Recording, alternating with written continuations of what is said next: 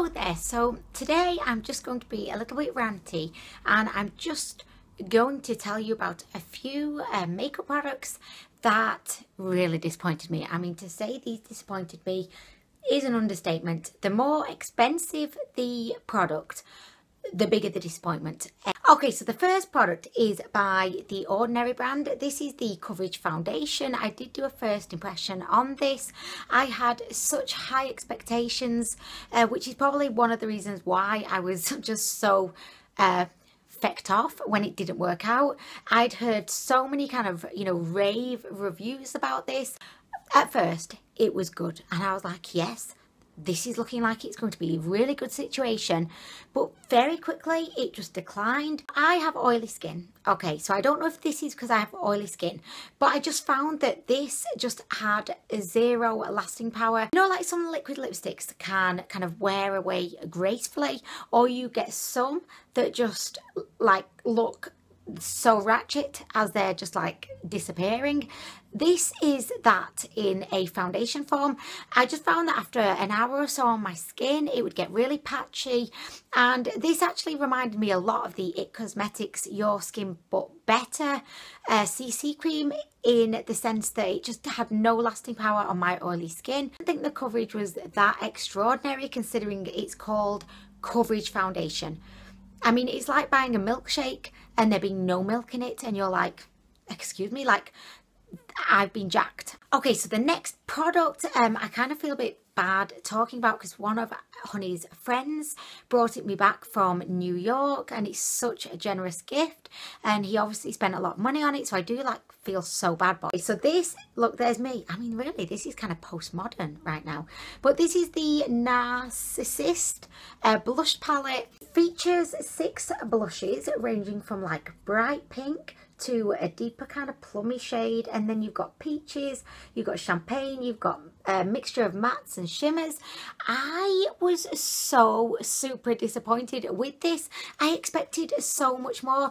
I actually have a couple of NARS blushes just as singles, and the pigmentation's brilliant, the blendability is fantastic. I really have no complaints about those, but for some reason these are just fecking awful, and the fact that it's so fecking expensive makes it all the fecking worse. I mean, you can tell I'm really fecked off with this palette. It just, like, there's no pigmentation to any of the shades. Like, I know that's a light shade, but look at that.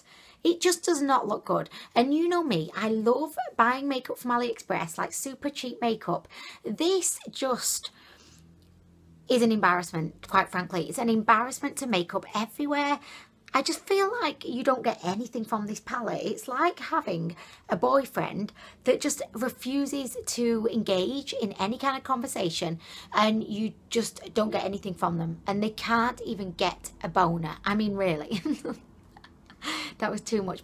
It's funny, because I tend to not really buy high-end makeup these days, and I mean, not necessarily like out of complete choice, I just don't have the budget for it, but whenever I do have the opportunity to try something that's a little bit more expensive, it just makes me realise how good like AliExpress is, and it proves to me that you do not have to spend a lot of money to get a really great product.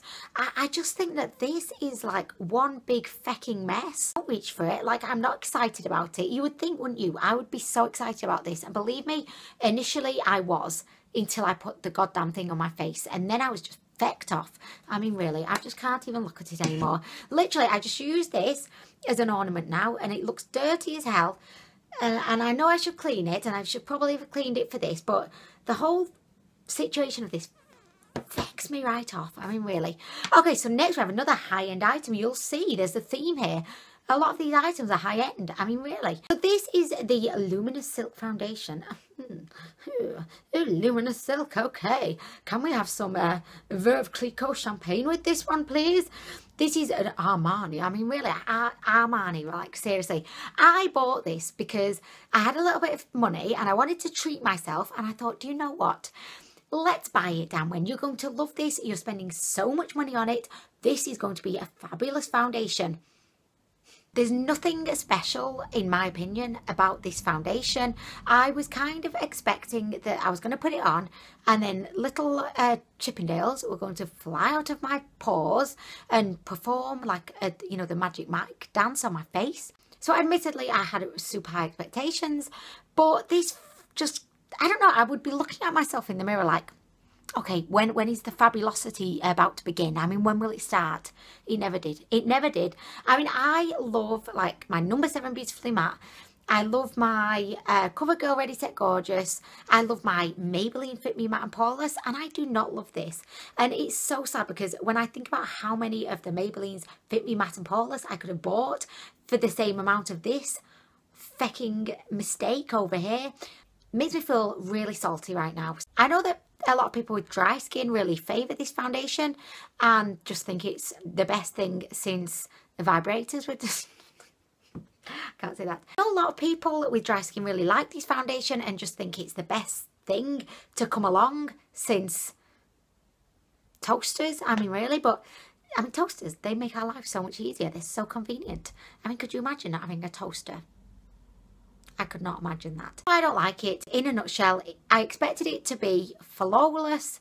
I expected it to make my skin look like angels had done a ballet routine on it to the Nutcracker. I just expected it to make my skin look great and in turn make me feel great, and it didn't. It made me feel super fecked off that I spent a lot of money on it, and I just thought, oh my gosh, my skin, it looks worse than if I'd used my £5 foundation. I mean.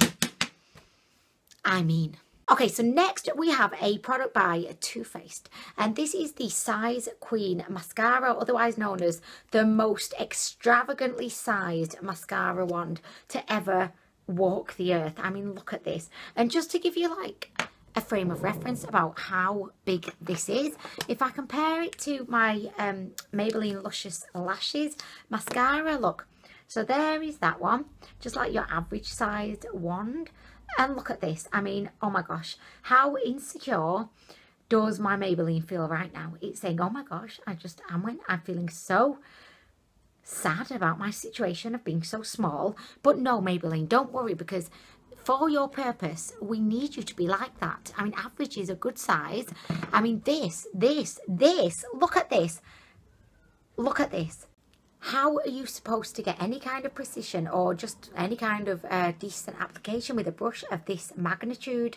I feel like if you were up in space, you would be able to spot this brush because it's so fecking big. I mean, really, why do you have to be so big? I mean, it's not just the fact that it's big that is the issue. Can you see it's got like gaps in between the bristles? It's almost like if you had to do like a Men's challenge, and it would include like applying mascara, this is the exact brush that they would give you to complete the challenge, you know, to test just how fabulous you were at applying mascara. It's just too big, and I don't know why I bought it. What a waste of money. I should have bought the Makeup Forever smoothing primer, but no. I got completely seduced by the beautiful pink packaging. If you are interested in seeing first impression of me fighting to apply this, then I will link it down below. But really, this is a disaster. Jared needs to be shot for this. I mean, not really, no one needs to be shot. I'm a pacifist, don't believe in violence, but seriously, he needs to be covered in, you know, golden syrup for inventing such a dire situation. I mean, really.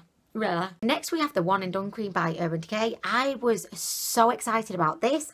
I'd watched loads of first impressions and reviews on it, and the whole idea of this, like the concept, just sounded amazing to me.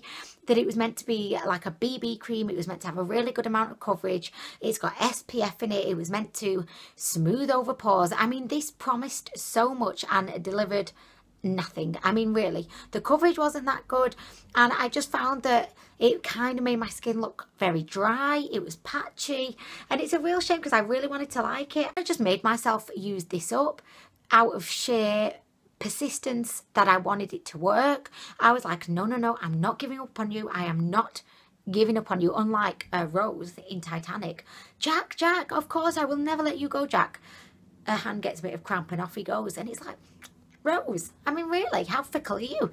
But really, I did not want to be fickle like Rose in Titanic, so I kept trying, and And I tried again and I tried again, and every single time, complete fecking disappointment. So yeah, this one and done cream I do not recommend. And believe me, it pains me to say that because I really wanted to love it. You know, sometimes you really want to love a product and it just kicks you in the vagina and you're like, how rude. How rude of you right now. And the last product that we have today that I'm going to be fecking ranting about is by NYX. It's the Stay Matte But Not Flat powder foundation. I despise this, and the reason why is because it didn't do anything. It did nothing that it promised. It didn't even work as a, you know, kind of setting powder. I found it very difficult to actually pick up anything on the brush. And I know a lot of people do seem to really love this. I could not get it to work for me. I tried it with a brush. I tried it with a wet sponge.